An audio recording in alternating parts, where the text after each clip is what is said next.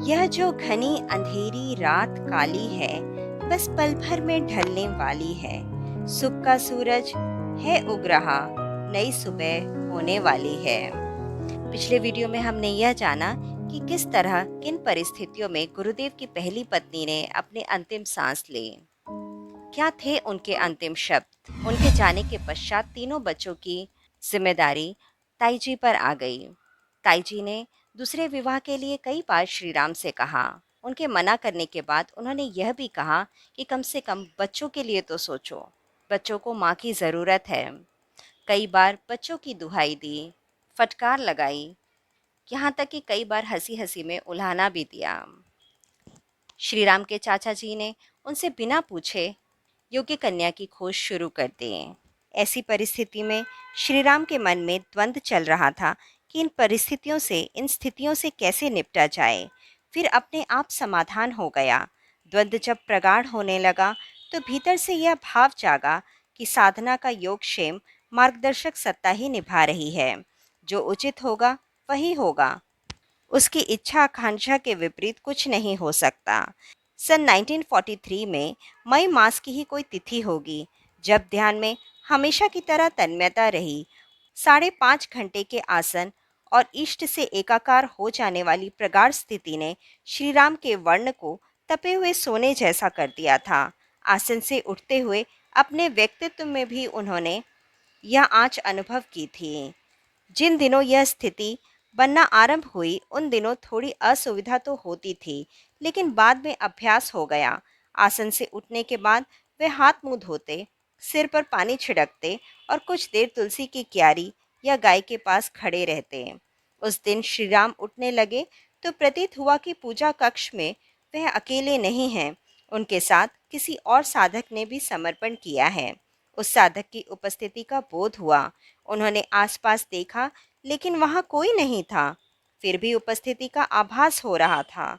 बोध के प्रति वे थोड़े जागरूक हुए तो वे प्रतीति तिरोहित हो गई। लेकिन अगले दिन फिर वही अनुभव हुआ। लगा कि समर्पण का मंत्र किसी और ने भी संवेद स्वर में पढ़ा है। स्वर कंठ में ही गूंजा था, मुंह से ध्वनि नहीं हुई थी।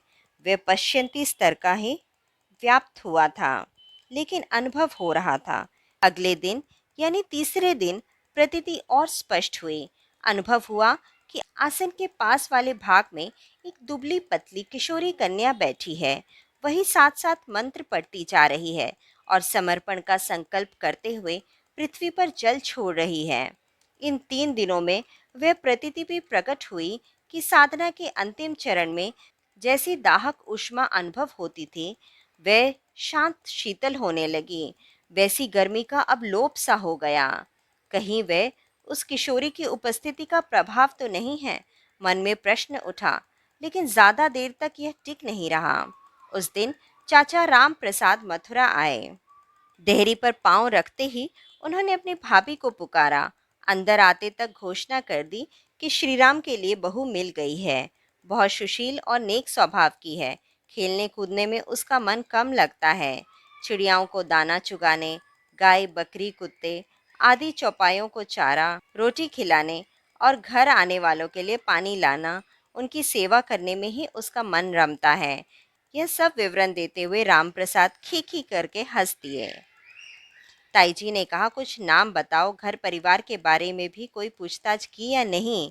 सब पूछ लिया है भाभी, आप मना नहीं करेंगे, बस लगन की तैयारी कीजिए। इतना कहकर राम प्रसाद फिर एक बार हंसे और हंसकर चुप हुए तो बच्चों के लिए चुनी गई माँ का ब्यौरा देने लगे। सावरिया बोहरे के जसवंत राय बोहरे के परिवार में जन्मी भगवती देवी की उम्र लगभग 16-17 वर्ष की होगी। रिश्ते की बात लेकर आए श्रीराम के चाचा ने रंग रूप के बारे में बताया कि वे सांवली और दुबली पतली है, अपने पिता की चौथी संतान है और भजन पूजन में ही ज़्यादा समय बीतता है। 4-5 वर्ष की होते ही उन्होंने शिव की आराधना शुरू कर दी। बिना सिखाए ही पंचाक्षरी मंत्र का जाप किया। पालथी मारकर मकान के ही एक हिस्से में बने शिवालय में जा बैठी और भगवान शंकर के सामने बैठकर नमः शिवाय पढ़ने लगी। कुछ दिन बाद उन्होंने पूर्व दिशा में लालिमा लिए उदित हो रहे सूर्य की ओर टकटकी लगाकर देखा। कुछ मिनट निहारती रही। पूजा के समय अलग से रखा जल सविता देवता को चढ़ा दिया। पूजा पाठ में रुचि के बारे में सुनकर ताईजी को भारी संतोष हुआ। श्री राम के अकेले रह जाने के बाद उन्हें चिंता होने लगी थी। उसका निराकरण हो गया। पुत्र के तपस्वी जीवन में और अधिक कठोरता आने से वे चिंतित रहने लगी थी कि वैराग्य भाव और बढ़ा तो श्री राम कहीं साधु सन्यासी ना हो जाए। भगवती देवी के भक्ति भाव को जानकर वे आश्वस्त हुई। लगा कि उनका भक्ति भाव श्री राम के वैराग्य और ज्ञान निष्ठा को बांधे रखेगा। राम प्रसाद जी ने कन्या के बारे में यह भी बताया कि घर में गायों की देखभाल भी वही करती है। श्याम वर्ण की एक गाय तो भगवती देवी से इतनी घुली मिली है कि चारा पानी भी कन्या के हाथ से ही लेती है। सुबह के समय सामने पहुंचने में देर हो जाए तो रंभाने लगती है। वह स्वर अलग ही तरह का होता है, जैसे पुकार रही हो। रामप्रसाद ने बताया कि भगवती देवी को घर में सब लोग लाली कहते हैं। सबसे छोटी थी। जब वे 5 वर्ष की थी तभी माँ का निधन हो गया था। तीनों भाई बहनों में अपनी छोटी बहन का विशेष ध्यान रखा।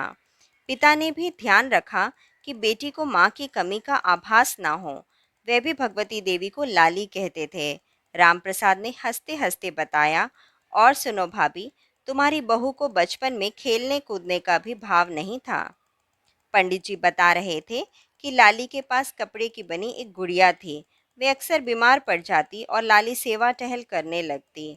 गुड़िया के हाथ पांव जरा भी टेढ़े मेढ़े होते, कपड़ा गंदा हो जाता तो वे चिंता करने लगती। बीमारी की तरह उसकी देखभाल करती। एक वैद्य जी बुलाए जाते। वैद्य जी भी कपड़े से बनाए हुए गुड्डे ही होते थे।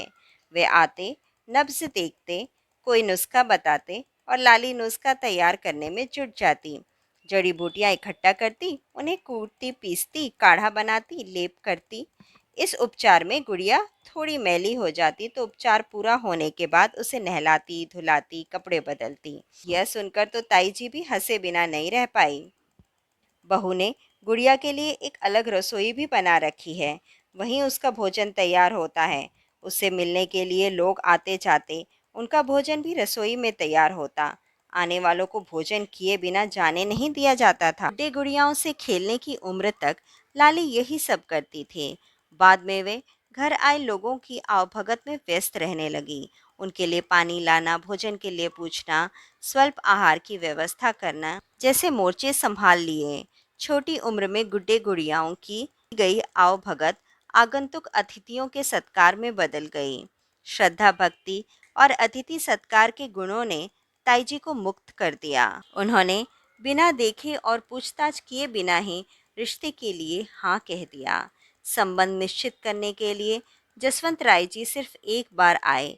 उन्होंने दामाद के बारे में पास पड़ोस में छानबीन करने के बजाय जन्म कुंडली देखी। देखकर कह दिया कि जोड़ी बहुत अच्छी जमेगी, शिव पार्वती की तरह। कुंडली में ऐसे योग हैं। उसी समय यह भी तय हुआ कि लाली के साथ उनकी आत्मीय संगी श्यामा गाय भी आएगी। कन्याधन और गोधन दोनों को मथुरा से विदा किया जाएगा। यह भी कि विवाह में धूमधाम नहीं करना है। बहुत सादगी और बिना शोर शराबे के ही पाणी ग्रहण संस्कार संपन्न कर लिया जाए।